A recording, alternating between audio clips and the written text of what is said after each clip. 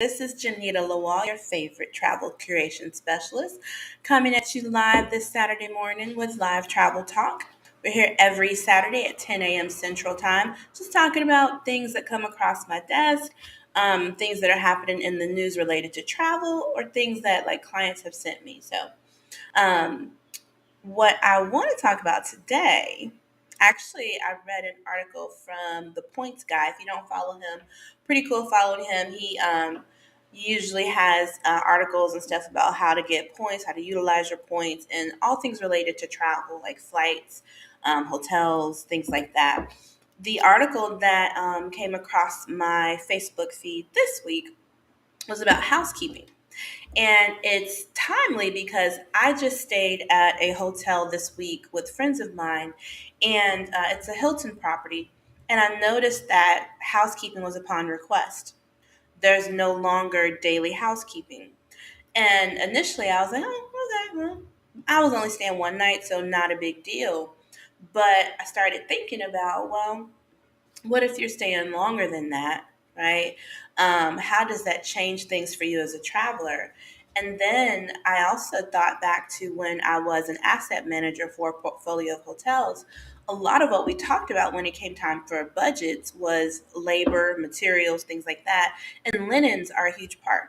Like I remember we were actually going through looking at different types of there's the different types of washing machines you can use and some chemicals you can use that help with cleaning the linens, right? Because that's a huge thing.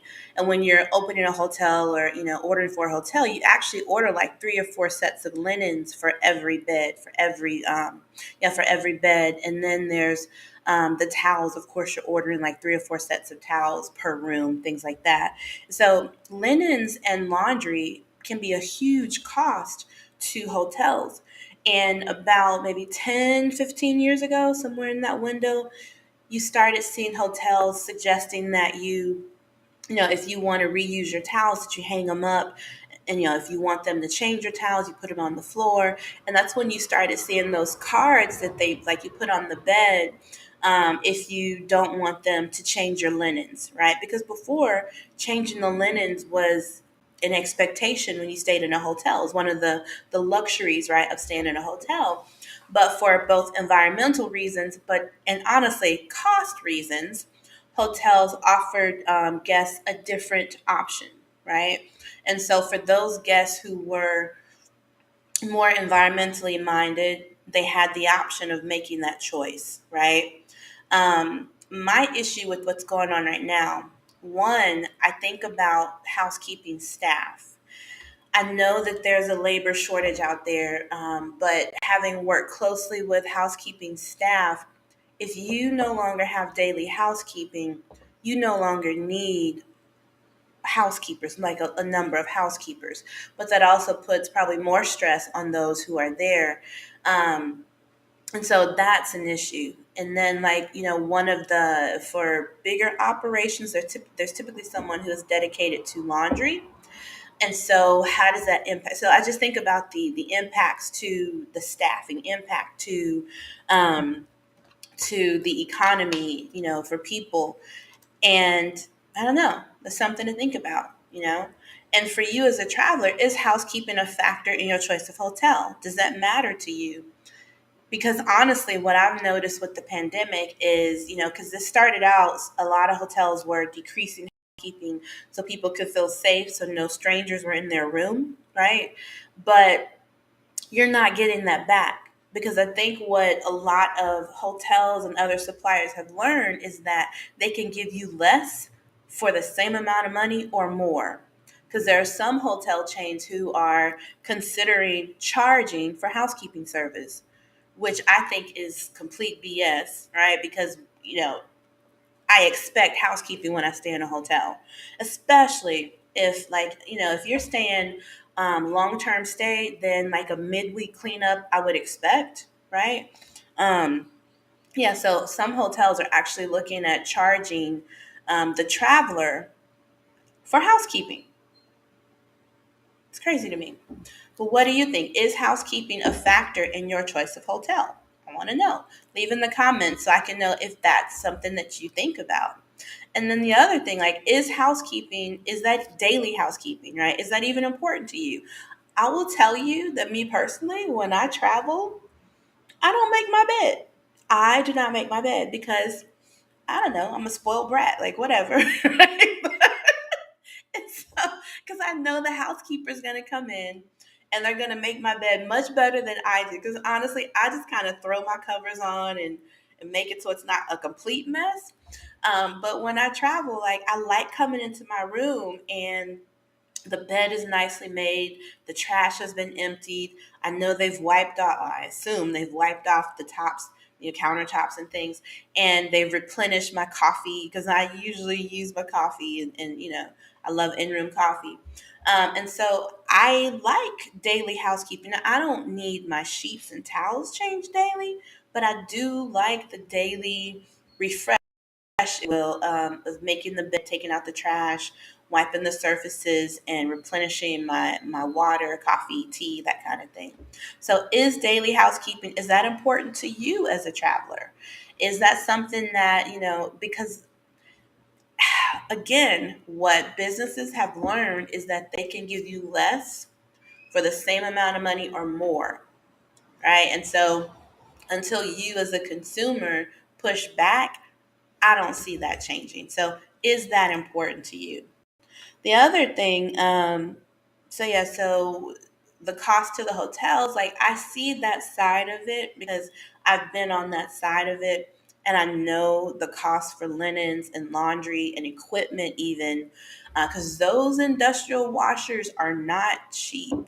So this is actually something that impacts all the parts, right, that are involved. So just curious. The other thing that came across my desk this week was about summer travel trends. And I'm going to pull out my phone because I have the article up for that. And if I'm not mistaken, I want to pull it up so I don't misquote. But it said that travel to Europe from the United States is up like 600%. I'm like, seriously? What now? So let me get to it and make sure. Let's see. Yeah, here we go. Data from Alliance Partners found that travel to Europe from the US might soar as much as 600% from last year. 600%, right? The surge still doesn't break pre-pandemic levels, but it does show that travel is recovering. Um, Another thing I thought was interesting in here, they analyzed 40,000 flight itineraries for trips lasting from 5 to 8 days, and that's between Memorial Day, so May 25th, and Labor Day, September-ish, right? September 4th, 5th, somewhere in there. And it found that London comprises 22% of all bookings. So London is a big one where people are going. And I see that because to get to London from like JFK, it's like a 6 hour flight, 5 or 6 hours. I know it's six to Paris. Um, it might be six from yeah, so London is an easy one to get to, honestly. From Chicago, from New York, from Boston, from DC. London's really easy, so I can see that. And then London, you don't have to speak another language, right? So I can see that being big for Americans. So 22% of all bookings was London. And then from there, and I'm reading, sorry, I'm not looking at the camera, but from there, Paris, one of my favorites. Dublin, which I've heard great things about Dublin, Reykjavik. So people are still going to Iceland. So Reykjavik, and then Rome. I think Rome's always. Actually, I'm in the midst of booking clients to Rome and Florence right now. Yeah, and I have other clients traveling in September to Rome and Sicily. So yeah, Edinburgh, or Edinburgh. I think it's Edinburgh. Lisbon, Athens, Barcelona, which is absolutely beautiful, and Amsterdam. So those are still some of those are still the typical European spots that you'd expect. But I'll tell you, like, I will tell you that if you travel to Europe in the summer, um, it can be very crowded, right? I recommend if you travel to Europe, like make it early May, which is the time frame when I took my group, and that's actually when I was there. So early May, and then maybe like mid to late September, because you still get warm weather, but you get fewer crowds typically, and you still get the different activities that are available like for that summer season. So I would recommend not going in the midst of summer, but maybe like at the very beginning or at the tail end of summer, and you can usually get pretty good deals. Um, and I know, like, I don't lead with deals, but that's important, especially for flights, because flights are cuckoo right now. So if you can save on a flight to Europe, then honestly, the stay, like, it's wonderful. Um, the article also says the pandemic made people realize you can't take travel for granted, and many Americans are eager to visit Europe this summer. So, yay. Are you looking to visit Europe? Is that on your list? Now, what's also interesting, right, is I want to get to it. It says here that, let's see, I want to say it's at like 3 out of 5 are still staying domestic. Let's see, domestic travel is also expected to be strong this year. 63% of Americans are planning to travel this summer with destinations near the water or national park. So, thinking about domestic travel within the US, what's your preference? Would you do closer to a beach, or are you a national parks person? There's a friend of mine who she and her family have an RV, and I've been following along as they've been going around the country in their RV. And they've been hitting up like national parks and national monuments, which is pretty cool. So, what's your domestic travel flavor? Are you more beach or are you more national park? It also says here, and I think this is, let's see, at 57% and 30, see, are planning to travel this summer with destinations near the water or by national park being the most popular at 57% going near the beach and 36% going in national parks. And here's the one I was looking for. It also found that 3 out of 4 travelers surveyed are going to stick to domestic travel. And that one was interesting to me. So I want to know from you, are you ready to travel internationally this summer? Or are you keeping it domestic? I know one of my clients, she's in Orlando now with her family, and some other clients, like they rented a house in Texas, right? And I have another group that's going to New Orleans. So a lot of people, travel is open. The US now no longer requires you to test on your way in, but because of everything that's going on, and maybe people are slowly putting their toe back in the water, if you will, but they're choosing to stay domestic for travel as opposed to going international. What about you? Are you ready to travel internationally, or are you keeping it domestic this summer? I'd love to hear your feedback, so make sure you put that in the comments. um, I will tell you that for me, I, of course, love international travel, right? I love it. I actually live here in Mexico right now. And I find that it's actually sometimes more economical to travel internationally because I feel like I get more for my money when I travel internationally than I do when I travel within the United States. That's honest. Even like going back to the housekeeping thing, there's a level of service in other places that is not necessarily the same in the US.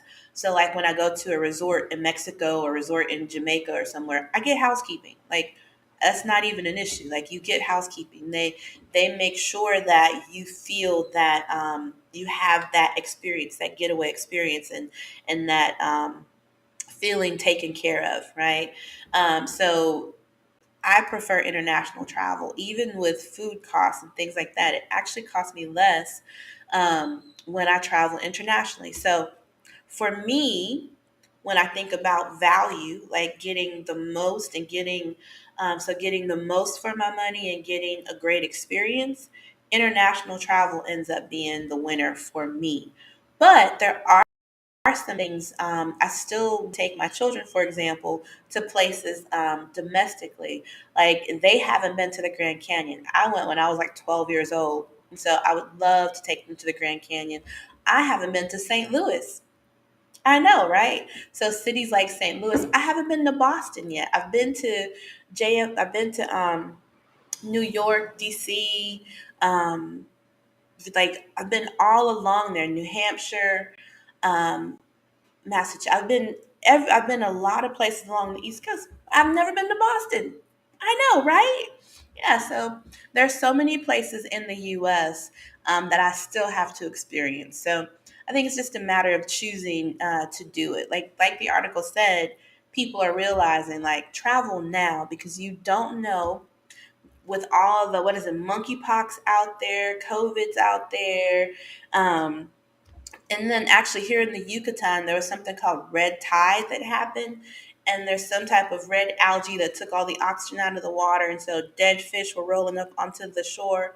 Like it's so much crazy stuff happening. You don't know when, right? Or what is coming. And so when you have an opportunity, live, right? Like my favorite motto, and we use it my company, is live well, travel often, right? Anywho, so I hope these were interesting topics for you. I found them interesting this week as I was going through my emails and going through my social media. So I love when I find tidbits to come on here and discuss with you. If there's something you want to know more about or if you'd like to have a conversation about, please connect with us. You can go to www.lawaltravel.com and connect with us. You can also find me on Facebook at Lawal Travel and Instagram at Lawal Travel. I don't tweet, I don't TikTok. Sorry, just not my thing. But you can also find us on YouTube, which you may be watching this on YouTube right now. All right, well, I'm going to enjoy the rest of my coffee and enjoy my Saturday. Have a wonderful weekend. We'll see you next week on Live Travel Talk with Lawal Travel. Until then, live well and travel often.